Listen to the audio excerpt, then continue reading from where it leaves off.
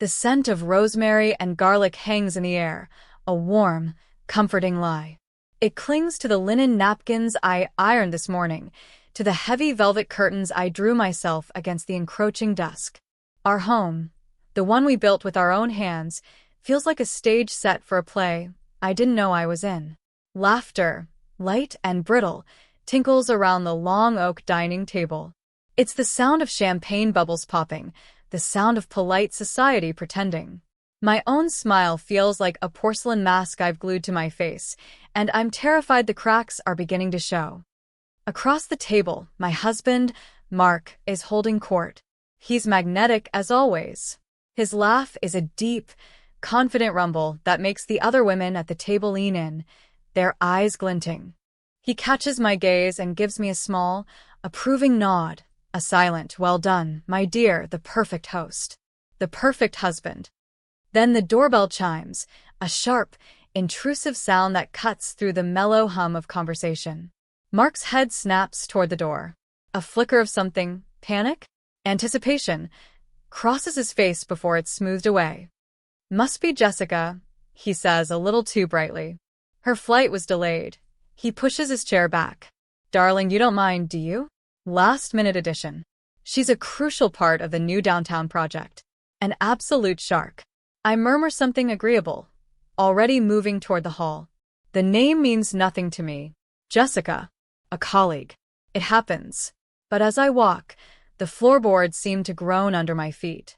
A cold dread, slick and oily, coils in my stomach. I've felt this before, this low thrum of wrongness, and I've learned to ignore it. I've medicated it with trust. I've suffocated it with reason. I open the door. And the world stops. She stands on our doorstep, haloed by the porch light. She's beautiful, of course. Not in a flashy way, but in a clean, sharp, expensive way. Her dark hair is cut in a severe, stylish bob that frames a face of perfect angles. She's wearing a black dress that is both simple and devastating. But it's not her beauty that makes the air rush from my lungs. It's her eyes. I've seen them before. In a photo on Mark's phone, he'd quickly swiped away, claiming it was a stock image for a design proposal. A photo of a woman laughing on a boat, the sun in her hair, a city skyline I didn't recognize behind her. This is her. The stock image. The shark. The crucial part of the project. She holds out a hand, her smile a slash of red lipstick. "You must be Amelia." "I'm Jessica." "I am so sorry to be crashing your lovely party." Her voice is exactly as I knew it would be. Smooth, confident, laced with a warmth that doesn't reach her eyes. I take her hand. Her skin is cool, her grip firm.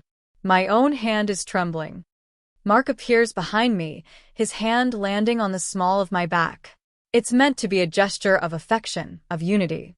Tonight, it feels like the hand of a prison guard. "Jessica. You made it," he booms. He leans in and kisses her cheek, a perfectly professional, perfectly innocent gesture that lasts a fraction of a second too long. I see the way his fingers press into her arm. I see the way her eyes soften, just for him, just for a moment. The air is thick with everything unsaid. The rosemary and garlic now smell cloying, rotten. Mark senses the shift in me, the sudden rigidity of my spine. He leans close, his breath warm and smelling of expensive wine against my ear.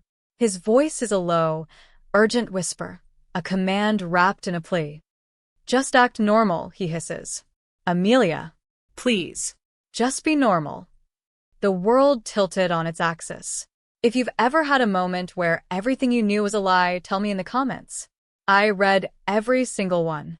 And if you're new here, please subscribe. It helps more than you know. Normal. He wants me to be normal. He wants me to take this woman's coat, the coat that probably smells of the hotel room he booked, and hang it in our closet next to my own. He wants me to lead her into our dining room, the one I spent 3 days painting the perfect shade of storm cloud gray, and offer her a seat at our table. He wants me to pour her a glass of wine from the vineyard we visited on our anniversary and ask her about her flight. He wants me to be the gracious, smiling, oblivious wife, while my entire life unravels thread by thread right in front of our friends and colleagues. My heart is a frantic bird beating against the cage of my ribs. My blood has turned to ice water. But my face? My face remains a placid lake. I learned long ago how to be still.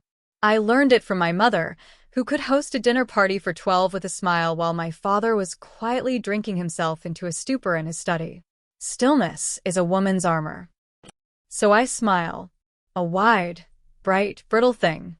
Jessica, I say, and my voice is a stranger's, clear and steady.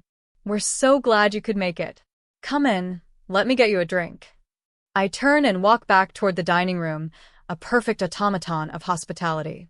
I don't look back to see the relief flood Mark's face. I don't need to. I can feel it, a wave of cowardly gratitude washing over me. He thinks he's won. He thinks I'm going to play my part. He has no idea that the play is over. The curtain has fallen, and I am the only one who heard it. Before this moment, before the woman on my doorstep, life was a carefully curated collection of beautiful things. Our house was one of them. Mark and I designed it together, our first real collaboration. He was the architect, the visionary with the bold lines and sweeping glass walls. I was the interior designer, the one who softened his edges, who filled the spaces with warmth and texture and life. We spent weekends poring over blueprints spread across our tiny apartment floor, dreaming of Italian marble countertops and a clawfoot tub that looked out over the woods. He would trace the lines of the house with his finger and say, "This is our foundation, Amelia. Solid, unshakable." And I believed him.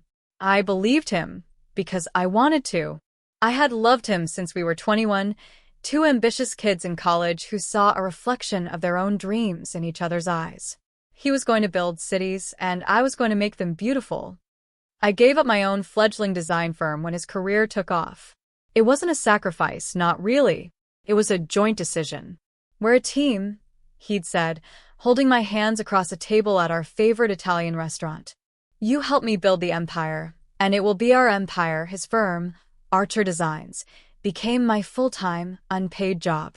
I planned the parties, I networked with the clients' wives, I chose the art for the lobby, I made our home a perfect, serene sanctuary he could retreat to after his brutal, demanding days. I was the silent partner, the wind beneath his wings. It was a role I took on with pride. I was good at it. I made his life seamless. The first cracks were so small, I barely noticed them. A late night at the office became 2, then 3, then most of the week. This downtown project is a monster, babe, he'd say, kissing my forehead as he slipped into bed long after I'd fallen asleep. But it's the one. This is the one that puts us on the map. I'd murmur my support into the darkness, proud of his dedication. Then came the phone. It used to lie on the bedside table between us, an open book. Now it was always face down. Or in his pocket. He'd take calls in his study with the door closed. When I asked who it was, the answer was always the same. Just work. Boring stuff. He bought a new laptop, a sleek silver one just for business, and its password was a secret he didn't offer to share. I told myself it was the pressure. The new project was huge, a skyscraper that would redefine the city's skyline. It was his magnum opus. Of course he was stressed. Of course he was distant. So I tried harder. I made his favorite meals. I drew him baths. I'd rub the tension from his shoulders, my fingers working the knots in his back, while he stared blankly at the television, his mind a million miles away. "Are you happy, Mark?" I asked him one night, my voice small in the quiet of our bedroom. He turned to me, his eyes unfocused for a moment, as if he were surprised to see me there. Then he smiled, the easy, charming smile that always worked. "Of course I am, baby. I've got you, I've got the project of a lifetime. What's not to be happy about?" He kissed me, a quick, dismissive peck, and rolled over, his back a formidable wall between us. The suspicion was a poison ivy rash, starting small, an itch I could ignore. But it grew. I saw a receipt from a restaurant I'd never heard of, a fancy French place downtown for a table for 2. "Client dinner," he'd said, barely looking up from his phone. I found a delicate gold earring in the passenger seat of his car. Must be Linda's, he'd offered, naming his business partner's wife. She was in the car last week. I called Linda the next day under the guise of planning a get-together. I complimented the gold hoops she was wearing in a recent photo. "Oh, these old things," she'd laughed. "I never wear anything else." Each lie was a small stone dropped into a deep well. I couldn't see the bottom, but I could hear the splash. I could feel the ripples. I started to feel like a ghost in my own life, haunting the beautiful rooms I had so carefully designed. I was surrounded by evidence of a shared existence. Photographs on the mantelpiece, his clothes in the closet, his toothbrush next to mine, but the man himself was an echo, a memory. The dinner party was his idea. "We need to celebrate the project kickoff," he'd announced one evening, striding into the kitchen with a bottle of champagne. "I want to have the whole team over. The investors, the engineers, everyone. We need to show them we're a united front. A family." His enthusiasm was infectious, and for a moment, I let it sweep me up. Maybe this was what we needed. A night to reconnect, to be a team again. Mark and Amelia Archer, the power couple. I threw myself into the planning with a desperate, frantic energy. I curated the guest list, designed the invitations, planned a menu that was both elegant and comforting. I wanted everything to be perfect. If everything was perfect, maybe we could be perfect too. 2 days before the party, he came to me, a strange, nervous energy about him. "Hey, I need to add one more person to the list," he said, not meeting my eyes. "Jessica Miller. She's the lead strategist from the consulting firm. She's brilliant, but she's intense. Flies in from Chicago. I need her to feel welcome." "Of course," I said. "The more the merrier." The night of the party, as I was putting the final touches on the floral centerpiece, he came up behind me and wrapped his arms around my waist. He rested his chin on my shoulder, his reflection next to mine in the dark glass of the dining room window. "You look beautiful, Amelia," he whispered. "Thank you for this. For everything." It was the first time he had looked at me, really looked at me, in months. And like a fool, I melted. The doubts, the suspicions, the little stones of betrayal at the bottom of the well, they all disappeared. In that moment, I was just a woman who loved her husband, a woman who believed in the foundation we had built. Now, leading Jessica into the heart of my home, that foundation has crumbled to dust. I am walking through the wreckage. She follows me, her heels clicking softly on the hardwood floors. I am intensely aware of her, of the subtle, expensive scent of her perfume, of the way the light catches the sharp line of her jaw. I guide her to the bar cart, my movements fluid and practiced. "What can I get you?" I ask, my voice impossibly calm. "We have a lovely Sauvignon Blanc, or perhaps a cocktail?" "Sauvignon Blanc would be wonderful," she says, her eyes sweeping the room, taking in every detail. She's not just looking, she's assessing. I can see the calculations in her gaze as she examines the custom-built bookshelves, the original abstract painting over the fireplace, the carefully chosen antique rug. She's appraising my life. "You have a beautiful home," she says. It's not a compliment. It's a statement of fact, delivered with a cool detachment that makes my skin crawl. "Thank you," I reply, my hand steady as I pour the pale gold liquid into a crystal glass. "My husband and I designed it together." I let that hang in the air for a moment. My husband and I. A pathetic attempt to stake my claim, to remind her of my existence. She takes the glass from me, her fingers brushing mine.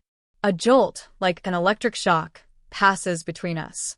Her eyes meet mine, and for a split second, I see something beyond the polished facade.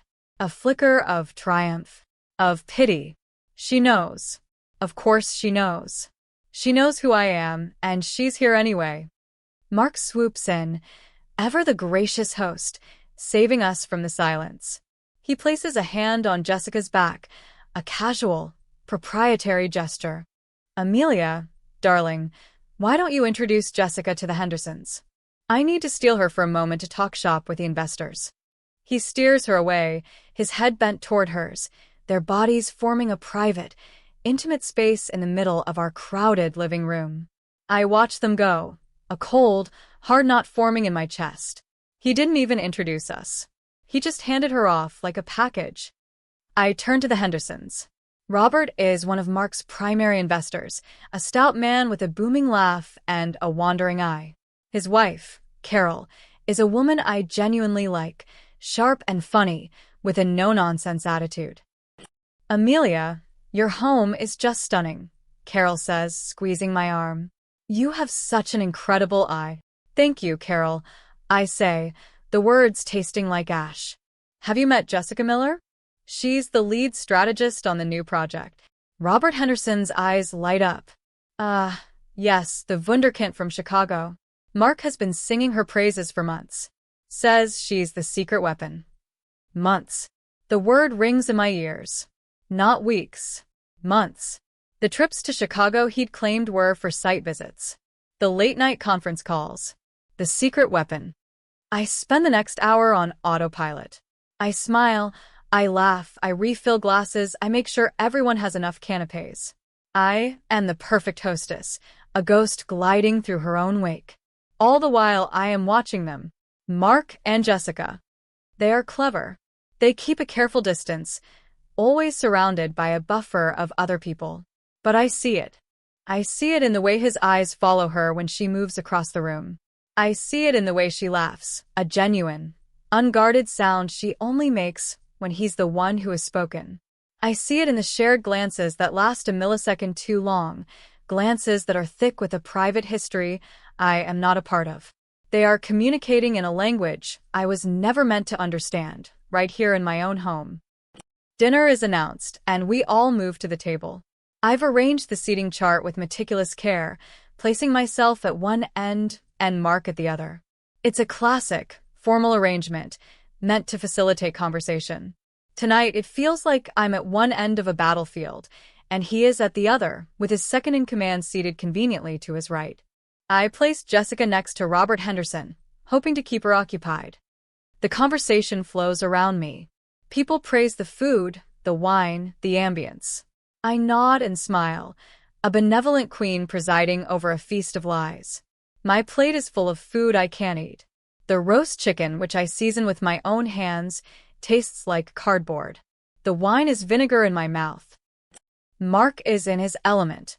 He's telling a story about a zoning board meeting, animating it with grand gestures, making municipal bureaucracy sound like a thrilling adventure.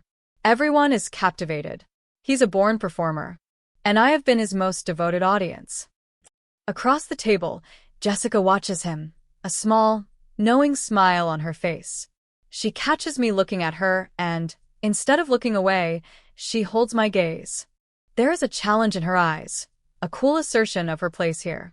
In this moment, I understand that her presence is not an accident or a miscalculation. It is a message, a power play.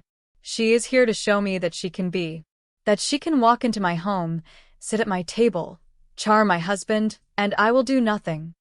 A slow, cold anger begins to burn through the shock. It starts in my belly and spreads through my veins, a welcome heat in the frozen landscape of my heart. He whispered, "Just act normal." He thought it was a plea. It wasn't. It was a threat. A warning to stay in my place, to protect his reputation, to swallow my pain and smile for his guests. He is counting on my silence. He is counting on my grace. He has mistaken my dignity for weakness. That is his first mistake. I excused myself from the table, murmuring something about checking on dessert. The faces of our guests turned to me, their expressions ranging from polite interest to mild impatience to get back to Mark's story. No one notices the tremor in my hands. No one sees the storm gathering behind my eyes. I walk into the kitchen, the cool tile a shock to my bare feet. I lean against the marble countertop, the one we picked out together on a sunny Saturday, and I breathe. In and out. I will not break. I will not cry. Tears are a surrender, and I am not surrendering. Not tonight. I look around the kitchen, this room where I have spent so many hours, this heart of our home. Every object is a memory, a testament to the life I thought I had. The copper pots hanging from the rack, a gift from his parents for our 5th anniversary. The ceramic utensil holder I made in a pottery class I took to fill the lonely evenings. The worn spot on the floor in front of the sink where I have stood day after day, washing dishes, planning meals, running our life, while he was out building his empire and sleeping with his strategist. The anger is a living thing now. It is sharp and clean and bright. It burns away the fog of grief and confusion, leaving behind a terrible, clarifying certainty. He did not just betray me. He disrespected me. He brought his betrayal into my home, my sanctuary, and asked me to serve it a glass of wine. He underestimated me. That is his second and final mistake. I walk from the kitchen to the hallway that leads to his study. The door is slightly ajar. I push it open and step inside. The room is dark, save for the glow of his laptop screen on the massive oak desk. He never turns it off. Always working. Always connected. I walk over to the desk, my heart pounding a steady, rhythmic drum against my ribs. His password is a secret he didn't offer to share. But I am a woman who has spent a decade memorizing the details of this man's life. His mother's birthday. The name of his childhood dog. The street he grew up on. I try them all. Nothing. Then I remember something else. A conversation from years ago, when we were still young and told each other everything. We were talking about our biggest fears. I'd said something silly, like spiders or heights. He'd been quiet for a moment, and then he'd confessed, his voice low. My biggest fear, he'd said, is being irrelevant. Becoming my father. A man who peaked too early and spent the rest of his life talking about it. I type in the name of the high school football team he'd quarterbacked to a state championship. The one great, shining moment of his youth that he still talked about, the moment before he met me, before he became the man he was today. The screen unlocks. My breath catches in my throat. I feel a moment of dizzying vertigo, as if I've just stepped off a cliff. For a moment, I hesitate. This is it. This is the point of no return. I can close the laptop, walk back to the dinner table, and play the part of the long-suffering wife. I can confront him tomorrow, in private. We can have the screaming match, the tearful recriminations, the eventual, civilized divorce. I can walk away with my dignity and half of our assets. That is the normal thing to do. But he asked me to be normal. And normal is no longer an option. My fingers fly across the keyboard. I open his email. It's a Pandora's box of betrayal, neatly organized into folders. There's one labeled Project Zeus, the code name for the downtown skyscraper. And inside that folder, a subfolder simply labeled J. I click on it. It's all there. Months of it. Emails, hotel confirmations, flight itineraries. Declarations of love intertwined with notes on zoning variances. Erotic messages written on company time. There are photos. Dozens of them. On the boat, in a hotel room in Chicago with the skyline glittering behind them, at a rooftop bar in a city I don't recognize. They are smiling, happy, alive. They look like a power couple. They look like us 5 years ago. It's worse than I could have ever imagined. The sheer volume of it is staggering. The casual, everyday nature of the deception. He has been living a completely separate life, a life I have been unknowingly funding, a life I have been making comfortable for him to return to when he was done with her. My hands are shaking so hard, I can barely control the mouse. I scroll through, my vision blurring. I don't need to read it all. I just need proof. I find an email chain between him and Jessica from 3 weeks ago. The subject line is Weekend Logistics. It's a detailed plan for a trip to Napa, a trip he told me was a solo retreat for him to de-stress before the project launch.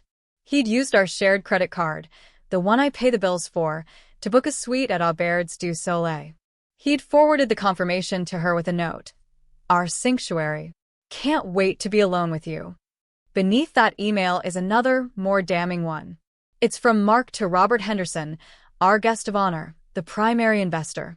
The subject is Henderson succession. In it, Mark outlines a detailed, ruthless plan to leverage the success of the Zeus project to force Henderson into early retirement and take over the investment firm. He calls Henderson dead weight and an old dinosaur who needs to be put out to pasture, He has attached a file, a carefully doctored financial projection that underestimates profits, designed to make Henderson think the project is riskier than it is, to make him more willing to sell his shares to a holding company Mark has secretly set up. The coldness of it takes my breath away. This isn't just about cheating. This is about a fundamental rottenness at his core. He's not just unfaithful, he's a predator. He's a smiling shark, and I've been swimming by his side, oblivious. And then I see it. The final piece. An email from Mark to his personal lawyer, sent just last week. The subject: Asset allocation inquiry. He's asking for advice on how to shield his assets, specifically his shares in the new holding company. In the event of a sudden marital separation, he wants to know how to protect his future earnings from me. He was planning to leave me. He was planning to build his new empire with Jessica and leave me with the wreckage of our old one. The anger is gone now. It has been burned away, leaving something else in its place. Something cold and hard and heavy. A purpose. I open my own email account. I methodically forward everything. The emails with Jessica, the hotel receipts, the photos. I send them to myself. Then I compose a new email. The recipient is Carol Henderson. The subject line is something you need to see. I attach the email chain about her husband's forced retirement. I write a simple, 2-sentence message. Carol, I am so sorry. I think you are about to be blindsided and you don't deserve it. I hit send.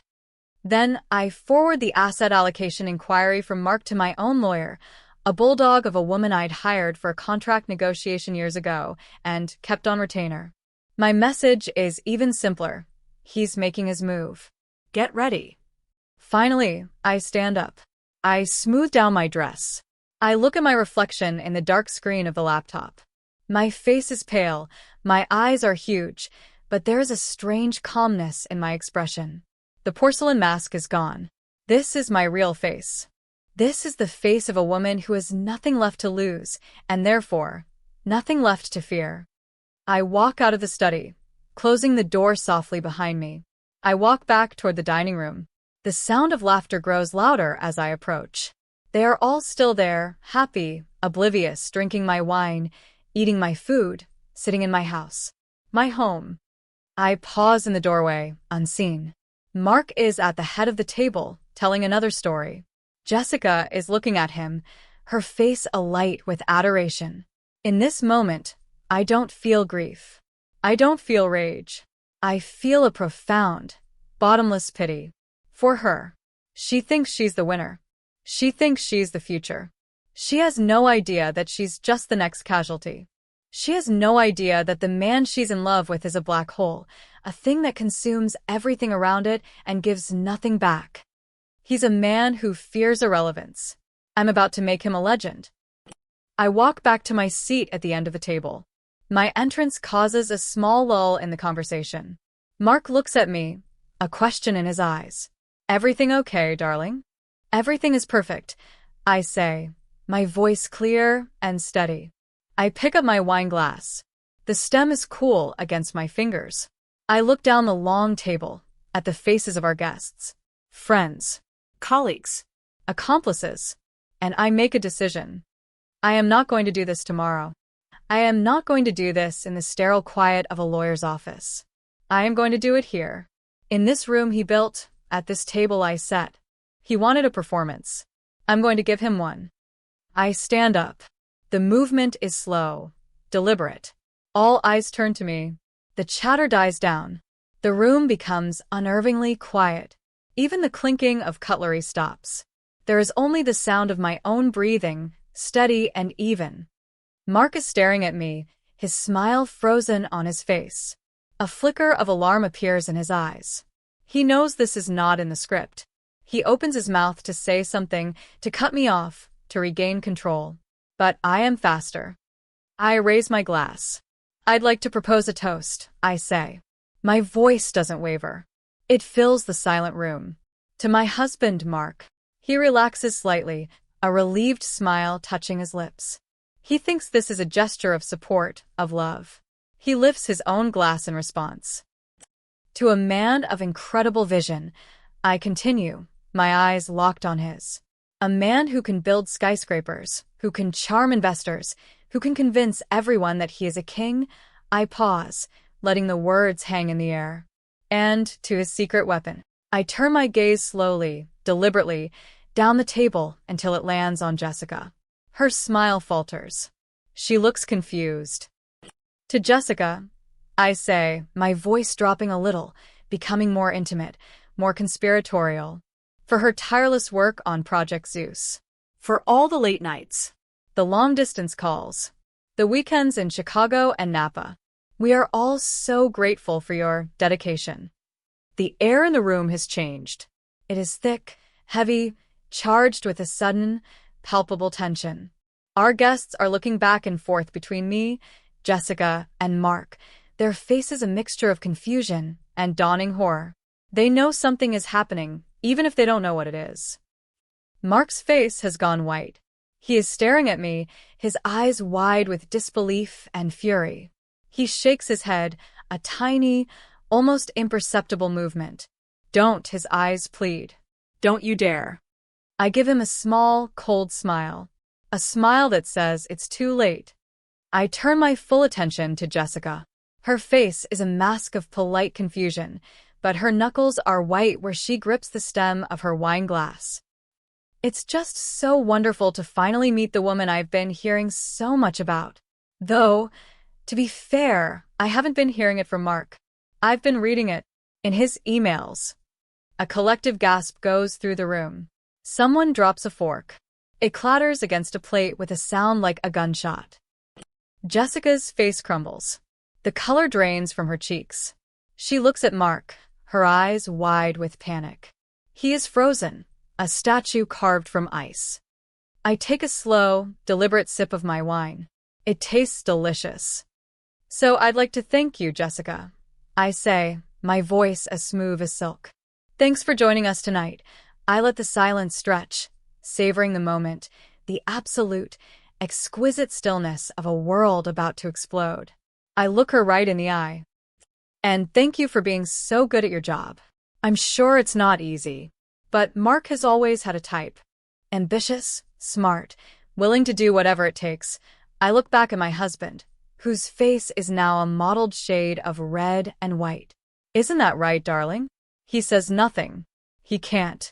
He is utterly, completely paralyzed.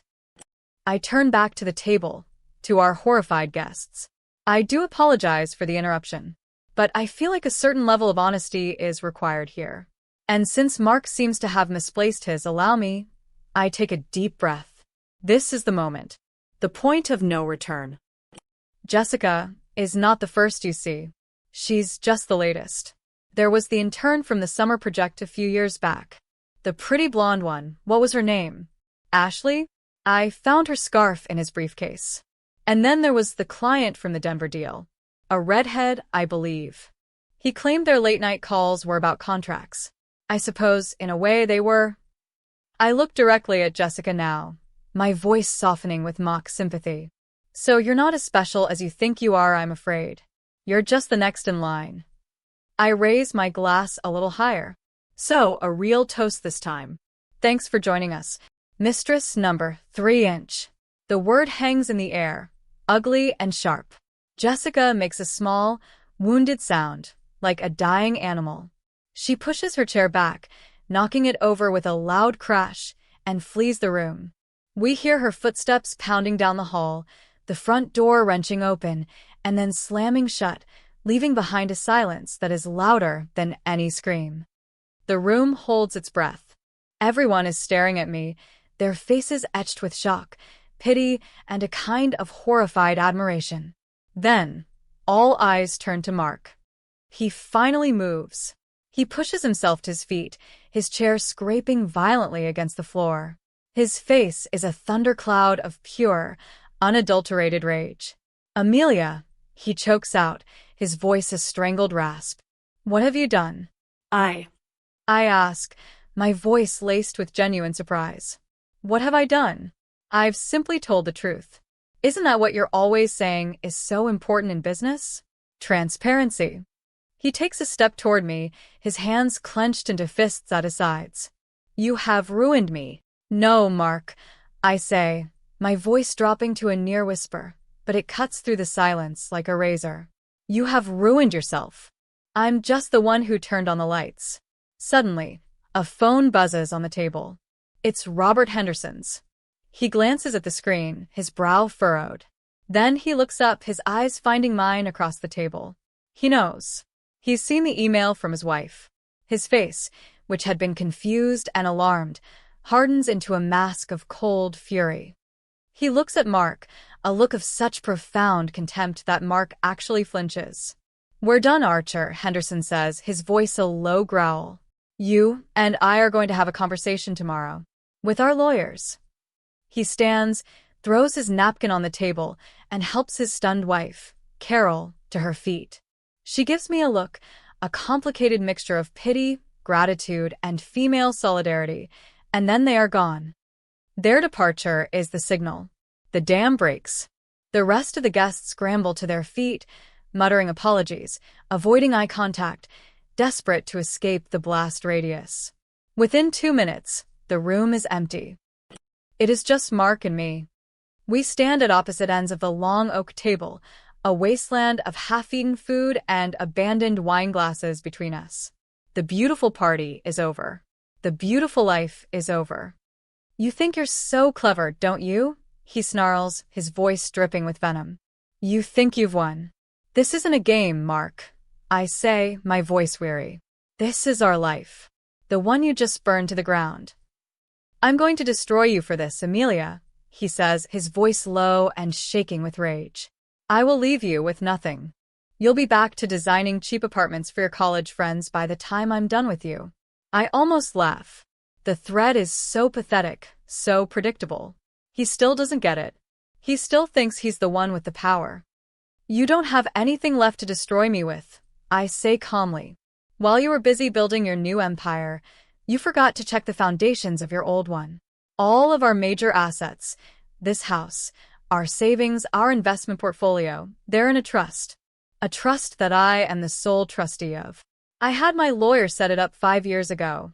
After I found a receipt for a hotel room I'd never been to, for a weekend you told me you were at a conference. He stares at me, his mouth slightly agape. He looks like I've just slapped him. That's right, Mark. I continue, the words flowing out of me, a torrent of long-suppressed truth. Mistress number 1. I knew. I've known for years. I chose to believe you could be better.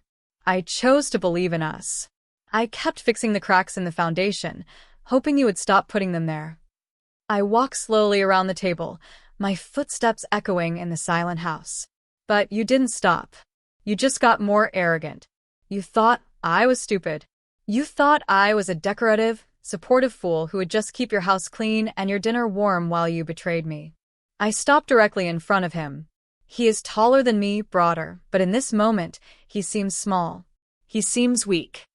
You're right about one thing, I say softly. I am clever. I forwarded your email about Henderson to his wife, who happens to be a very good friend of mine. I also forwarded your little inquiry about hiding assets to my lawyer. By the time the markets open on Monday, you won't have a company, you won't have investors, and you'll be lucky if you are not facing fraud charges. I watch the blood drain from his face as the full scope of his ruin dawns on him. The affair was just the beginning. The loss of Jessica is nothing. I have taken everything. His money, his reputation, his future. I have made him irrelevant. So, no, Mark, I say, my voice devoid of all emotion. I won't be designing cheap apartments. I'll be living in this house, which I own. I'll be using our money, which I control. And I'll be starting my own design firm again. The one I gave up for you. He looks at me, his eyes filled with a desperate, pleading hatred. Why, Amelia, he whispers. Why would you do all this?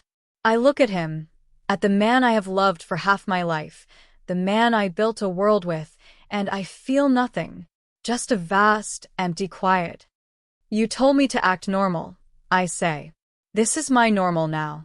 I turn and walk away, leaving him standing alone in the ruins of the life he destroyed. I don't look back. The days that followed were a blur of quiet, methodical demolition. The house, which had once rung with laughter and music, was now silent except for the rustle of legal documents and the solemn tones of my lawyer on the phone. Mark was gone. He'd packed a bag that night and disappeared, leaving behind a house full of things that were no longer his. My lawyer, a woman named Eleanor with eyes like a hawk and a heart of steel, was magnificent. She moved with a swift, brutal efficiency that I found deeply comforting. The trust I'd set up years ago, my one act of self-preservation in a sea of self-sacrifice, held firm. It was ironclad. The house was mine. The savings were mine. The investment portfolio, which had been built on a foundation of my inheritance and our early joint earnings, was mine. Mark tried to fight it, of course. His lawyers sent threatening letters filled with bluster and indignation. They accused me of emotional distress, of corporate espionage, of libel. Eleanor swatted them away like flies. "He's got nothing, Amelia," she told me over the phone one afternoon, her voice crisp and businesslike. "He signed the trust documents himself a decade ago. He was too arrogant to read the fine print. As for the rest, you forwarded emails from his own computer. The truth is an absolute defense. He's just making noise because he's drowning." And he was drowning. Robert Henderson, true to his word, had dismantled Mark's career with a cold, surgical precision. The board was called for an emergency meeting. Mark was fired, not just from the Zeus project, but from the firm he had helped build.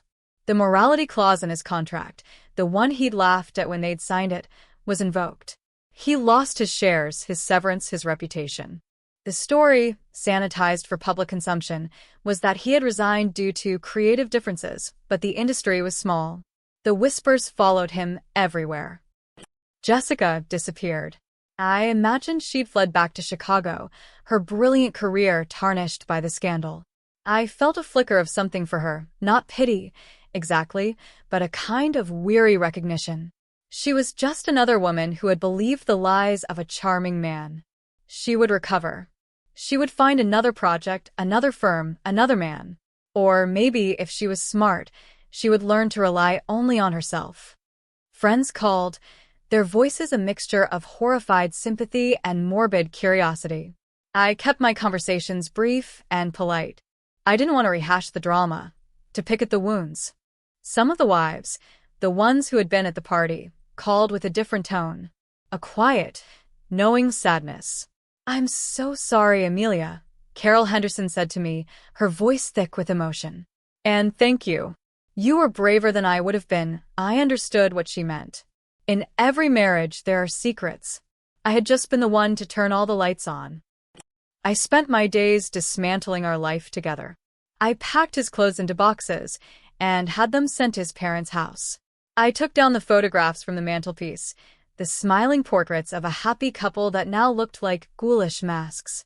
I found the hardest part was not the grand, dramatic gestures, but the small, intimate ones.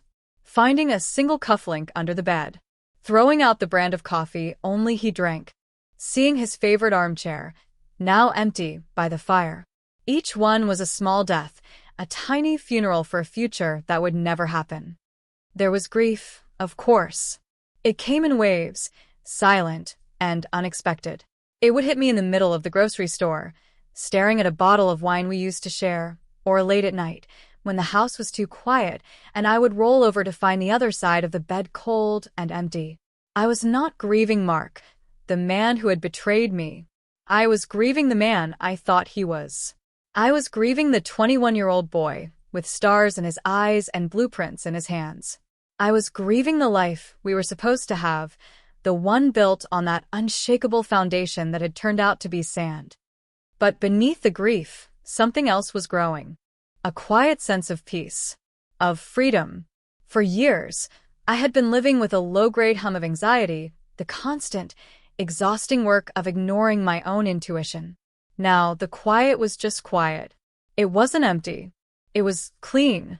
One morning, about a month after the party, I woke up and the first thing I felt was not sadness, but a flicker of excitement. I went downstairs to the room that had been Mark's study, his inner sanctum. The room was now bare, his massive oak desk and leather chair sold off. I stood in the middle of the empty space, the morning sun streaming through the large windows, and I saw it. Not an office, but a studio. My studio. I spent the next few weeks reclaiming the space. I painted the walls a warm, creamy white. I bought a huge drafting table and a set of beautiful German pencils. I unrolled the blueprints for my own long-forgotten projects, the designs for boutique hotels and cozy family homes that I had shelved in favor of his grand, impersonal skyscrapers. My hands, which had been trembling for weeks, were steady now. The lines I drew were clean and confident. I started small. I called a friend who was renovating her bakery and offered to do the design for free. I poured all my energy, all my focus, into that little shop. I sourced reclaimed wood for the countertops, designed custom light fixtures, and found the perfect, cheerful shade of blue for the walls. I was there every day, in jeans and a t-shirt, covered in sawdust and paint, and I had never felt more like myself. The bakery opened to rave reviews. People loved the design, the warmth, the feeling of the space. My friend was ecstatic. And the work started to come in. A call from a couple who had visited the bakery and wanted me to design their new home. A local magazine wanted to feature the project. I named my new company Phoenix Design. It felt right. I was rising from the ashes of my old life, building something new, something that was entirely my own. 6 months later, I was having coffee with Eleanor to finalize the divorce. The papers were signed. Mark had not contested. He had taken a small settlement, a fraction of what he thought he was entitled to, and disappeared. I heard through the grapevine that he had moved to a different state, taken a junior position at a small, unknown firm. He was irrelevant. So, Eleanor said, stirring her cappuccino and looking at me with her sharp, intelligent eyes. Are you okay? It was the first time anyone had asked me that question with no agenda, no curiosity, just genuine concern. I thought about it for a moment. I thought about the quiet, sun-filled studio where I now spend my days. I thought about the joy of seeing a design come to life, of creating something beautiful and real. I thought about the simple pleasure of sleeping in the middle of my own bed, of making decisions that were only for me. I said, and I was surprised by the truth in my own voice. I really am. I had lost a husband, a marriage, a future I had meticulously planned. But I had found something far more valuable. I had found myself. The woman who had been there all along. The silent partner, the wind beneath his wings. I was finally learning how to fly on my own. The house is quiet now, but it's a different kind of quiet. It's the peaceful hum of a life being well lived. My life. The scent of rosemary and garlic has been replaced by the smell of fresh-cut flowers and brewing coffee. The long oak dining table, once the stage for a terrible drama, is now covered in my own blueprints, the plans for a future I am designing myself. It's funny how the end of one story is just the beginning of another. If this story hit close to home, I'd love to hear your version. Thanks for being here with me. Subscribing helps bring more of these to life.